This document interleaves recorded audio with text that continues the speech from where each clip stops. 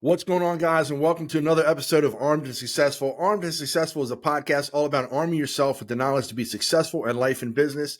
My guest today is a very good friend of mine, long-term friend, Mr. George Wooden, the CEO of Iconics Custom Design Sports Framing, BW Unlimited Charity Functions, BW Vacations, and more. And I'm going to let him talk to you because there's so many businesses, but all in the same space, all that help people out for the greater good. We have a lot in common, including being both former law enforcement officers. So please give a big round of applause virtually to Mr. George Wooden. Hey, George, thank you for being on the podcast today. I appreciate you having me on.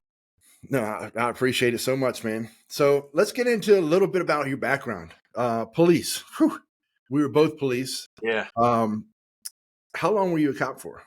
20 years. Maryland State Police, 20 years. 20 years. 10 and a half of those years undercover with DEA, HIDTA task force, and then the rest of the time with several different task forces around the state.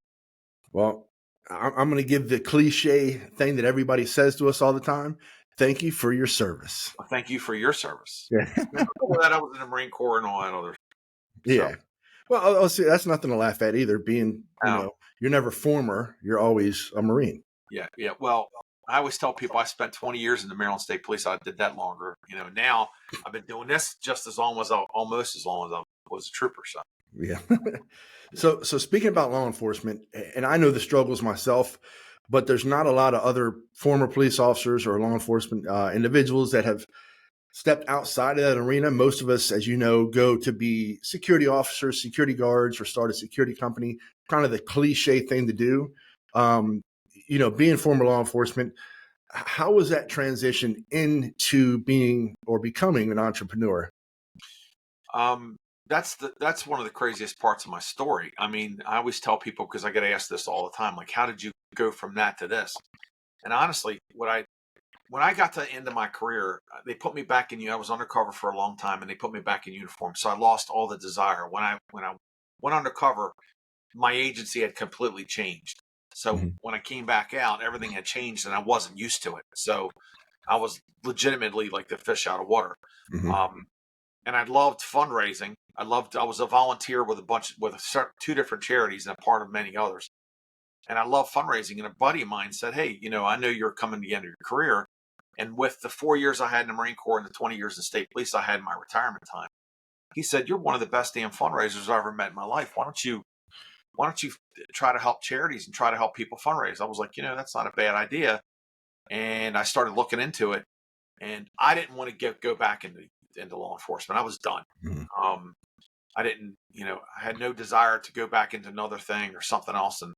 And I retired and then started a company, and with no background, like no college, no business college, Charlie, we talked about this. No business college, no business acumen. Nobody had ever in my family or anything ever started a business.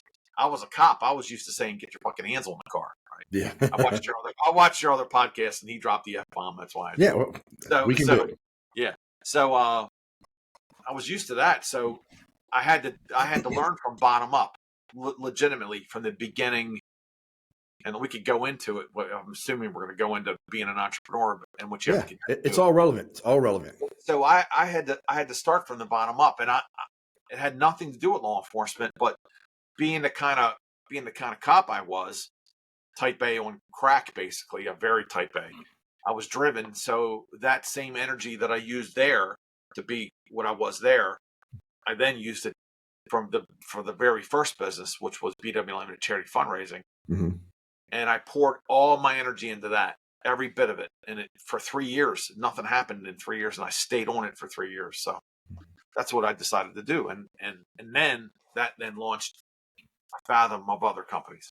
So that's amazing. And, myself, for all the listeners and viewers, I recently used your services for an event that we had a few months back called Cure for Cameron.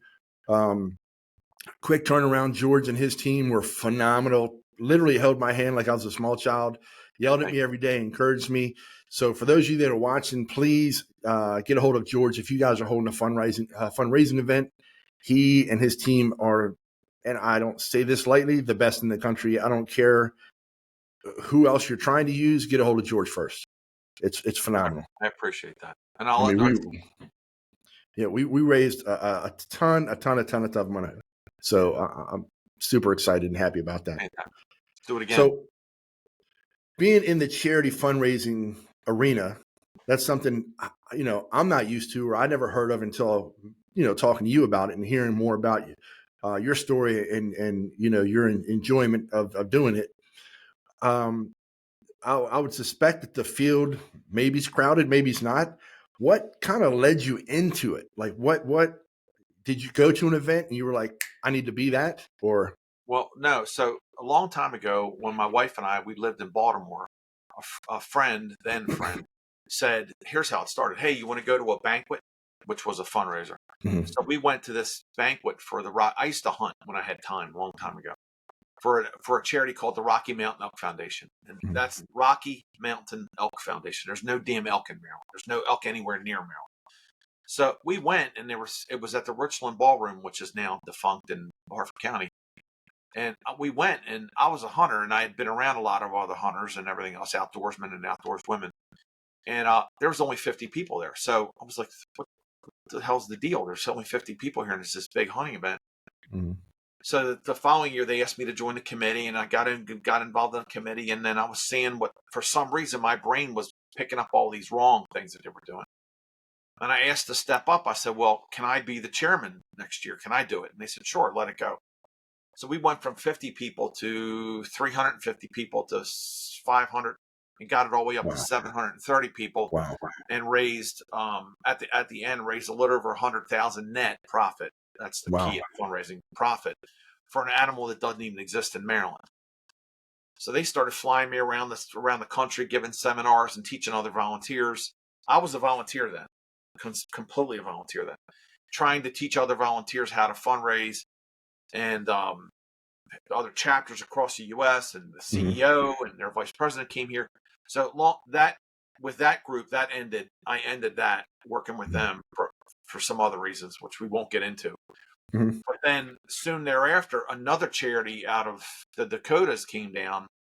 And I met for the first time somebody who's been a longtime friend, like a family member, a fellow by the name of Scott Berg. He came in from Delta Waterfowl, Mhm. and him and a group came and wanted to meet with me because they knew about what I did with Elk Foundation.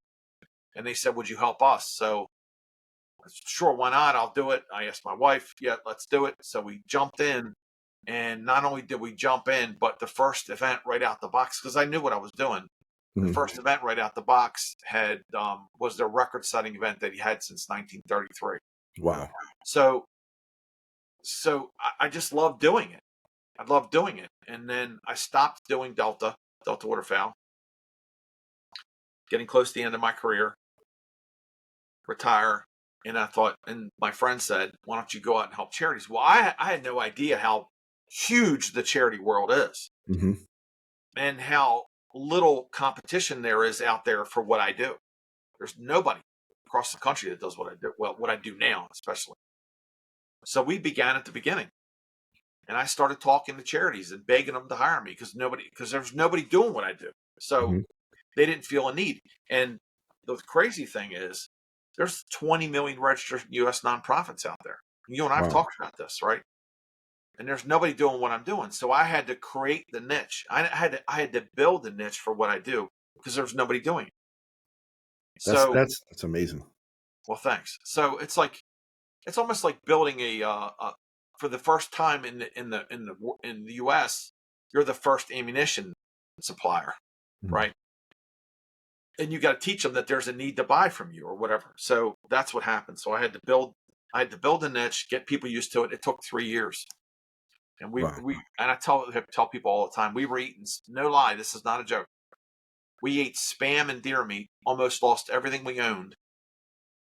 Seriously, almost lost everything we owned, all to follow my dream of doing this as a professional fundraiser. So That's amazing. And you brought up a point, your wife, how, I know she's pretty integral in helping you out essentially and part of the business. So, I know you've been married a few 30, times, almost but 30 years. See, so you've been married back when Moses was walking on the Oh, split in the Red Sea. That's how long you've been married. I don't have that many years yet, yeah. but how important is it for her to be involved in the business, or just because I know she's involved, I've seen her in every event. But how important is it for you to have a wife that supports what you do? You said it yourself that you guys were eating deer meat and spam. I love spam, by the way, but So do I. You yeah. know, How important is it for have somebody behind you or next to you or in front of you, however you look at it, to push you, to motivate you, to say, listen, I know life sucks, but I believe in you. Let's go. well, I want to go. Let me, because this is a story that's crucial to me. Right. Please. We were working out of my house when we Mhm. first started, and I remember one time walking out of this little bedroom that BW Limited was this little tiny bedroom in my house, and our desks were in there. In fact, we bumped chairs. Mhm. Um, and I remember walking out of there because it was hard, Charlie, at first. I mean, Yeah. financially, like $20 was a big deal to me then. And I remember walking out and I could hear her crying in the bedroom. And I walked into the bedroom and I said, "What's wrong?" And she looked at me, crying her eyes out, sitting on the side of the bed. This is a true story. Sitting on the side of the bed. And she looked at me. She said, "Are you sure about this?" Because it was really tough. It's really, really, really tough. Because I went from $130,000 a year job overnight down to a $38,000 a year pension, right? Yeah. Overnight. And she said, "Are you sure about this?" And I said to her, I've never been sure of anything more in my life. Just please hang in there for a little while longer." Mhm. And thank God she did. So to answer your question, having somebody there to support you is absolutely 1000% crucial. Now, they don't have to push you because it all should be self-driven. If you Mhm. need somebody to push you, because like you and I are exactly cut from the same cloth. You don't need somebody to push you. You need somebody who will support you, will stay with you while you're doing it. Because Yeah. if you need to be pushed, then you're not going to last. Mhm. You know that as well as I do. And Yeah, I've been doing absolutely. this entrepreneurial space. So she hung in there with me throughout it as I was going along and didn't like she didn't pull me back, she didn't stop me, she didn't do any of that. Um, but she supported me in the effort of doing what I was doing. So I say That's absolutely positively. And if you don't have somebody that's there to support you, your spouse, your girlfriend, your boyfriend, or whomever, and they're not yeah. supporting you in it, then that's going to be a problem. So That's amazing. Now you touched on something that's really near and dear to me too. You mentioned a part of your bedroom. I haven't really told my story, but when I started a business too, I was in a nook in my bedroom. So I know, working 24 hours, sending emails, reaching out to companies that had no idea who I was, similar to what you're doing. So it's for those of you that are watching that, I'm hoping that you're getting some inspiration or information from these podcasts. It's important to know that you're not alone when you're sitting in your room in the dark and you're emailing, wondering what you're going to do next. We've all been there. Those of us that and the truth is sometimes you make it, sometimes you don't, but you only don't make it when you stop trying, which is the truth. exactly. And you didn't stop trying. And that's why you are where you are. And you're going to continue to elevate in this arena. I appreciate that. And I'll tell you, here's what I used to do. I used to go out, I Mm-hmm. would cut grass during the day. I was using a regular home lawnmower, a John Mm-hmm. Deere regular, going out and cut people's lawns, trimming. Sometimes her and my son with Georgie would come out and help me. Mm-hmm. That's him there.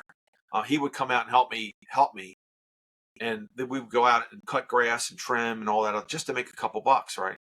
So I would do this from 5 a.m. all the way up till 9 o'clock, and because it gets dark at 9 o'clock during the summer.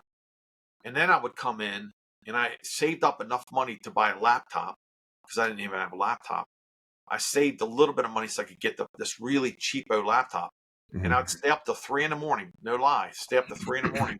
And I had this thought that if when people come in, when a charity comes in the door in the morning, if I stay up late, the first email they're going to see in their inbox is going to be mine. Good So I point. would stay up to 2, 3, and a thank you. Stay up to 2, 3 in the morning, emailing charities, introducing myself, and I did that consistently because Charlie, consistency is the key. It's the key for everything. So that's what I did, and I just stayed on it. Thank God, out of that little bedroom in the Yeah. house. That's amazing, man. So let's jump into, part of being an entrepreneur that you realize, obviously, but a lot of other people don't. And this is something I spoke to another guest, Ryan, about was, owning different businesses and knowing where to place your loyalty, so to speak, or where to place your efforts. You've got several businesses all tied up under one umbrella, which is smart, which we'll get into also, because it's very important to know that you don't need to have 6 different EINs, because it's a hell on your tax person. Just one business umbrella, DBAs, and just keep it moving, essentially, is the best way to do it for the most part. But let's get into the Iconics custom decor, that portion of it. Now, that's a whole different arena. Now, I get that they kind of commingle in this space because you can use those products, but where did your inspiration come from to start that business? So I was everything. It's a great question, because everything was inspired by something else, right? Mm-hmm. So I was in San Antonio, and when I used to travel doing fundraising events, I traveled by myself. I didn't have a team then.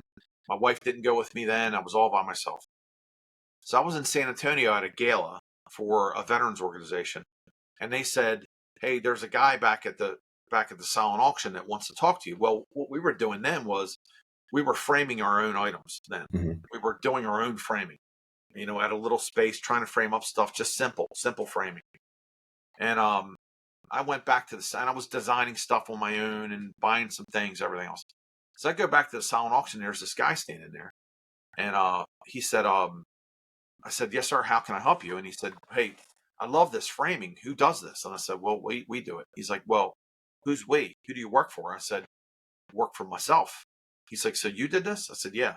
He said, "I'd love to have these in my stores." Well, I thought, okay, stores. Maybe he's got some sports memorabilia stores here in San Antonio, Mm-hmm.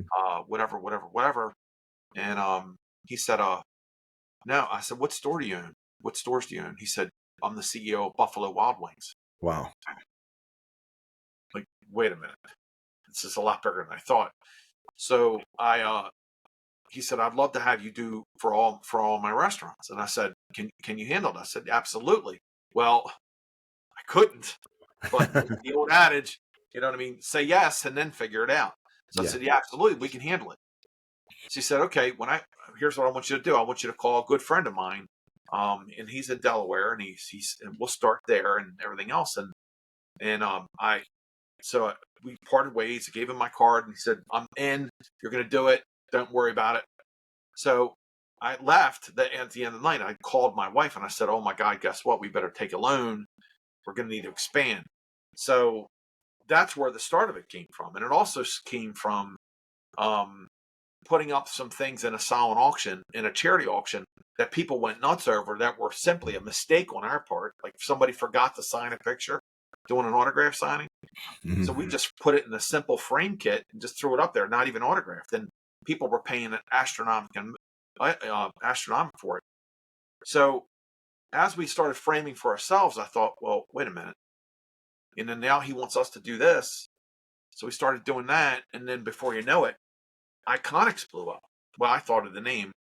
Iconics blew up. And then it got to the point where I'm doing BW Limited charity fundraising, planning events, framing for that. And now I've got Iconics blowing up, and I'm framing for Buffalo Wild Wings and restaurants. I just came back from quoting a restaurant in College Park. So it just blew up from that. So that segued all over, and so it became just as big, if not bigger, than BW fundraising. Man, So that's phenomenal. That's phenomenal. And I know you got a couple other businesses, and I'll touch on that in a second. But to your point about saying yes, what I tell people all the time is the answer is yes, period. I'll figure it out.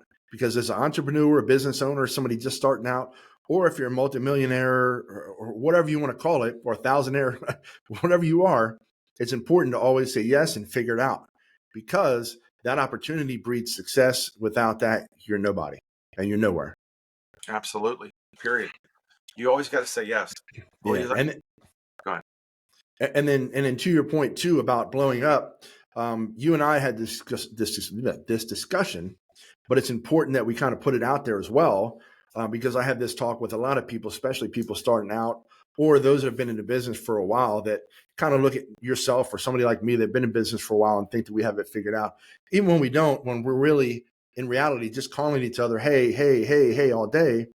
I mean, you and What I is your, talk all the time about stuff. yeah, yeah. I mean, those of you in business, you have to have somebody that you can reach out to and just put it all on the line. You have to. Mm-hmm. And that's kind of what we have as well. But what, in expanding, what, in your opinion, is the importance of having employees, or at what point did you decide, hey, I need to hire somebody to help me do this?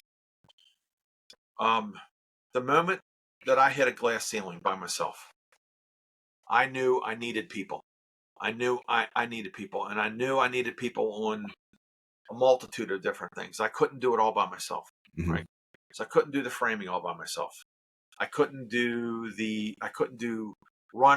completely run an event by myself. I couldn't do it. Couldn't do the auction because I'm an auctioneer as well. Mm-hmm. Couldn't do the auction. I couldn't run the event. I needed help. I needed to bring in people. And you come to a point where you're thinking, I'm making profit, but I'm going to not make any profit if I don't ask for help, right? And then I'm literally, my glass ceiling is going to start to get lower and lower and lower because the less I can do, the less I'm going to do. So, in the old adage, you got to spend money to make money. So I Yeah. needed to find good people, and it takes a long time. And our team right now for the fundraising side doesn't get any bigger or any better. These girls that work for us on our team are just rock stars, every single one of them. Mm-hmm. So it came to that point. It came to the realization that everybody wants to make money. Everybody wants to say, I want to make as much as possible. But you're not going to make nothing if you don't have people come in and help you. Same with framing. You need good qualified people, and you have to wait. Going back to the BW Unlimited charity fundraising side of the thing, the event planning thing, part company. I mean, we travel the country. We just did an event the other night for Mm-hmm. after the races. Before that, we were in Texas. Before that, we were in Kentucky. And this team follows me. They're with us the entire time. So you've Wow. got to have people. Without a doubt, you have to have people, and you have to invest yourself in the knowledge that you have to take the time to go through hundreds of people to find 5 good ones. Like the ones we have now, it's taken us 15 years to find these girls. Wow. So, Yeah. I mean, anybody that's been to one of your events, like I've been to several, and I'll continue to go to them because I just love supporting other great people like yourself. You'll see that team around yourself that you built, and it's phenomenal. thank And I'm sure you. you've had many sleepless nights, pondering who not to be there, who to be there, and making those decisions, which is another struggle as an owner. Yeah, sometimes you have to really make some really, really, really tough decisions, and you have to let people go. But just like you have to prune a tree, right? You got to prune the dead wood. To get bigger, you have to get rid of something that's holding you back. And getting rid of people is tough because they Yeah. become a part of you, but then you have to get rid of them so that you can grow. And I've done that several times, many times, and haven't made a wrong decision yet. So, Yeah. And I love the way you said that too. Just a description about pruning a tree. It's really, it makes a lot of sense. And I think anybody that's watching is going to kind of relate to it and say, okay, I get what you're saying. So I love that symbolism or acronym or whatever you want to use. right. Phenomenal. So building on BW Unlimited and building on Iconics, you mentioned auctioneer. I know you're an auctioneer, but maybe not everybody does. You're actually the premier auctioneer in the US. Thank you. So did that come from or stem from seeing that, hey, I need this, but why am I going to go out and do it when I can learn it myself and just add to the business? Well, okay, so understanding that when I began, we were eating spam and deer meat because my first, and I don't want to put a lot of emphasis, the first person I was working with was an auctioneer. And in the gala space, because you've been to enough of my events, you need an auctioneer because the live auction is a crucial part of it. I didn't have enough. I wasn't charging hardly anything then. Yeah. Hardly anything. And these auctioneers wanted $500,000 to come out and talk fast for the half an hour. So I couldn't pay them because giving them the money I was charging. I couldn't charge enough to afford them. And if I afforded them, I'm still eating spam and deer meat, trying to pay my bills. So what happened is I thought I could surely learn this because I need this. So I need this in the business. So I learned a chant. I learned how to do a Yep. chant. And the auctioneers Yeah. team. I'm going to just apologize real quick. This is a live podcast, real podcast, but I'm texting my son at the same time. So I'm listening to everything you're saying. Sorry. All right. I was wondering what you're doing. Like, is that an edit mark or something? So I had to learn the chant. I had to learn a chant because I didn't want to take the money out of my family's mouths, and to the point where I couldn't rob Peter to pay Paul, right? Sure. To get them to come in. So it was out of necessity. It was legitimately, the necessity is the mother of all invention. Yeah, so for sure. I spent time learning a chant, learning how to sound like an auctioneer. Mm-hmm. And I still remember it. For the first time, somebody wanted me to. They saw me at an event. They wanted an auctioneer, and I remember where it was. It was in Baltimore City, right down off of Boston Street, in some big high rise. They wanted me to come be the auctioneer, and I charged them an amount, and I couldn't believe they were going to pay me that amount of money. Wow. And I drove down and did the auction and drove back, and I was still astounded that they paid me that amount of money just to go down and do this thing that I legitimately taught myself how to do. And then it went from there, and before you know it, I'm standing in the White House in front of Barack and Michelle Obama. Wow. As an auctioneer on something that I taught myself how to do. So the fact that you may or may not have a background, you can teach yourself anything. If you've got enough drive and enough need, you can teach yourself anything. But you got to want it. You have to want it. And I wanted it. And now, I'm all over the United States doing celebrity events. I've done them in celebrity houses. We've done them at the Low Boathouse in Central Park. We've done them, in front of, Paul McCartney. We've done them at Gene Simmons' house. Wow. So as an auctioneer, something that I needed to do. So that's amazing and inspiring because I'm going to build on what you said about teaching yourself stuff, because you, like me, at least on my side, again, a little bit about my story. I got kicked out of high school, no college, went in the police department. I left early. I just had the entrepreneurial spirit. I know I wanted to do it, but nobody teaches you how to do these things. And what I found is that you learn the hard way. And then when I'm talking to people about starting a business, I tell people this: I learned the hard way so I can teach you the easy way. And one of the things that you and I have discussed, speaking about making money and stuff, is the importance of having a good tax person and a good CPA person, because, and because it's cool to make money, but there's a 3-letter agency that says, open the door, we want some of it. So how important do you think it was for to find a good CPA and to learn that although you think you know everything, you don't? you don't. All right. So thank God for you, because now I've got like the rock star of all rock star CPAs, right?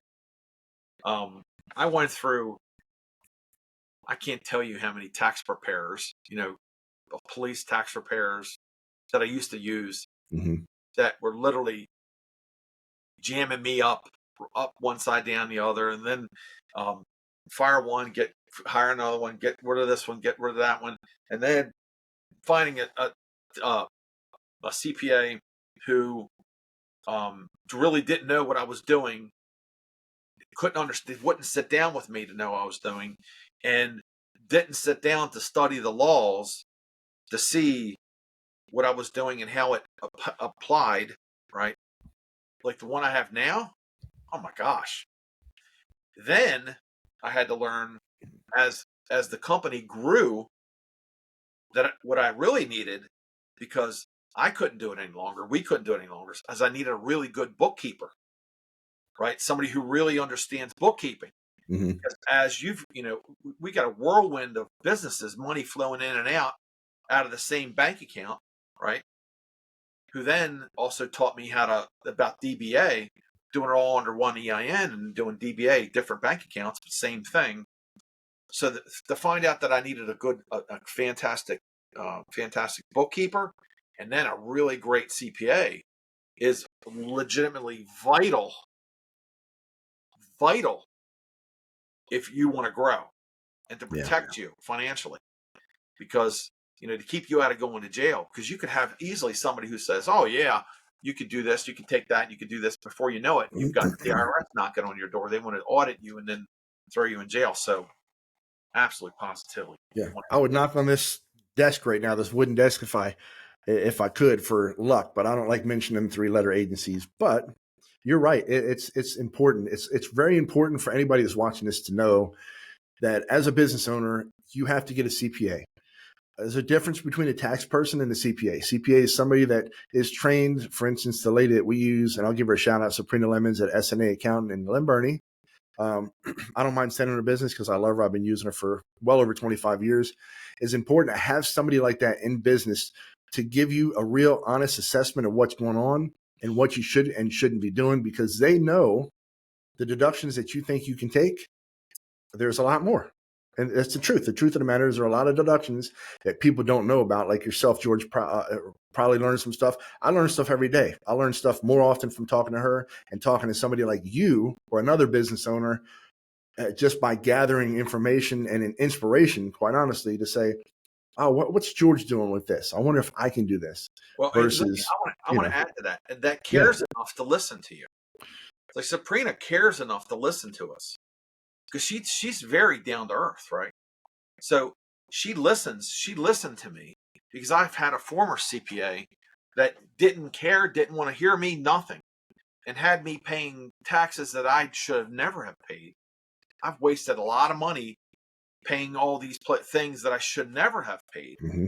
And the moment I started talking to her, thanks to you, yet again, shout out to Charlie, that she cleared it all up. And legitimately, I just love her. And we sat down with her, sat down doing our taxes. And, we're paying taxes every month because we have to keep up on it. So crucial. It's all part of Yeah, the it's super important. It's super important. So last question for you, and and pretty much all my podcasts like this is, what's next for George Wooden, BW Limited, BW Vacations. There's a lot of companies we didn't talk about, but they all are, and you guys can find them on the web. Make sure you Google BW Unlimited Charity, Iconic Sports Decor. Google all of them. Reach out to George. Reach out to me. I'll send you his direct information. He don't mind getting called at 2 or 3 o'clock in the morning. Oh, Most entrepreneurs, we don't sleep until we're dead anyway. right. So Right. what's the next progression from here? Because it can only go up. Exactly. Well, we recently really put a lot of effort into charity travel packages. And what Mm-hmm. charity travel packages, so that everybody understands, is we provide vacations experiences once in a lifetime worldwide, as far away as Tuscany, all over the US, Italy, France, Spain, you name it. We recently made a real effort to grow that side of the business, because we were working with other companies before, but finally we were at the right place at the right time at the right situation where I had to make a move. So, and the move was toward charity travel packages, having these vacation packages so we could do much more for charities and leave a lot of open area, a lot of money for. So right now, what's next? What's next is we're growing charity travel packages, which then inspired us to start BW Vacations, which is just a vacation company for people across the country. So we can not only provide vacations, sell vacations to people at the charity events that want to go on vacation, but they're not there at the event. Sure. So so right now, what's next is grow charity travel packages, or otherwise known as CTP. I want to add something there, Charlie. I think this Please. is very important, and because I was waiting for you to softball this to me. I think because I tried, like you, and we have this conversation all the time. I try like all the time to inspire people to change their life through making a move, thinking about themselves, and not watching the clock, waiting for 5 o'clock every day. Friday, I get my paycheck and I go home and I pay my bills, rushing toward living, being in a box in the ground. And I try to inspire them, knowing that, look, if I can do it, anybody can do it, right? If I change my life and financially, and I'm doing something I love, anybody can do it, because I'm the perfect example. Like you could find that you could line up 100 people, and say which guy is the one that should have never been successful doing this, and everybody would point to me because I had no background. Mm-hmm. The biggest thing an entrepreneur has got to understand, that is the number one thing that they have to grasp, and they have to accept, and they also have to welcome and like it, is failure. They have got to learn that failure is the most important part of being successful. Now, failure, this ladder to success, is like, I saw a meme one time and I was like, oh my God, that's exactly what it is. Mm-hmm. It's like climbing a ladder on knife blades, right? So you're cutting yourself as you're going up, and you fail. You fail a lot, but without failure, you're never going to grow. I Sure. always say that don't tell me how great I did. Tell me where I messed up so I can learn. So most people are scared to death of getting out of their comfort zone. They want to stay well in their comfort zone, and they also are scared to death to fail. Well, tell me, am I right or am I wrong? Failure is the biggest part of success. You're 100% correct. The biggest part of failure is realizing that failure isn't failure as long as you don't stop. When you stop doing what you want, that's when you're failing. But don't let anybody else tell you can't do something, or say, hey, I'm doing it this way, because who cares? Right. I mean, Who cares? I've lost a lot of money. In fact, I always look at the positive. I always say, well, I'm paying my tuition. I paid my tuition. So you got to learn that failure is a major key to this. You're not going to start a business if you're not failing. You're not going to be successful. So that's I think the biggest thing. People are scared to death of failure. No, absolutely. And realizing that you're going to lose not only money, you're going to lose friends in the process, because one of the biggest things I tell people is this: if you're my friend, I'll give you a discount. If you ask for a discount, you're not my friend. You got people that want things from you because they see, we live in the age of IG and Facebook and all this stuff, where I can make my life look great for 30 seconds, and people see that and they expect something of it because they know who you are, or they know you, or they've met you. I've never been like that. I look at you as a man or a woman, and, fame, none of that stuff bothers me. If I like you, I want to buy from you because it's you. I don't want a discount. I just want to support. So just realizing that you're going to, if you think failing is losing friends, it's not. Well, that's part of it. You know as well as I do. Your friends will drop off. And a lot of, maybe this is another reason why people don't want to do it. It gets to be lonely. So guys like you and I, that's why we talk 4 or 5 times all the time. We're always talking because you hook up with the right people. And there's that old saying, you are what the 5 people you hang around with, right? So I can talk to you. I can talk to my friends, Pat Cullinan in Georgia. I can talk to this one, talk to that one. Absolutely. That's one of the things that people don't understand. It's lonely. It's lonely. There's not a whole lot of people around you, and everybody, because they think that because you're trying to improve your life, that you think you're better than everybody else, and that is not the case. So, yeah, 100%, man. But listen, once again, thank you so much for being on the podcast. I appreciate you having me on. Absolutely. I mean, you're an inspiration. You're truly an inspiration to me. There's not many people I look at that I personally know and say, what can I learn from them? You're one of them. So I appreciate the time that you take out of your day to be on this podcast, man. And I hope that this podcast will inspire other people's, and you'll inspire other people like you've inspired me, man. I appreciate it. Thank you, brother. You inspire me too. Thank you. I'll talk to you soon. Bye-bye.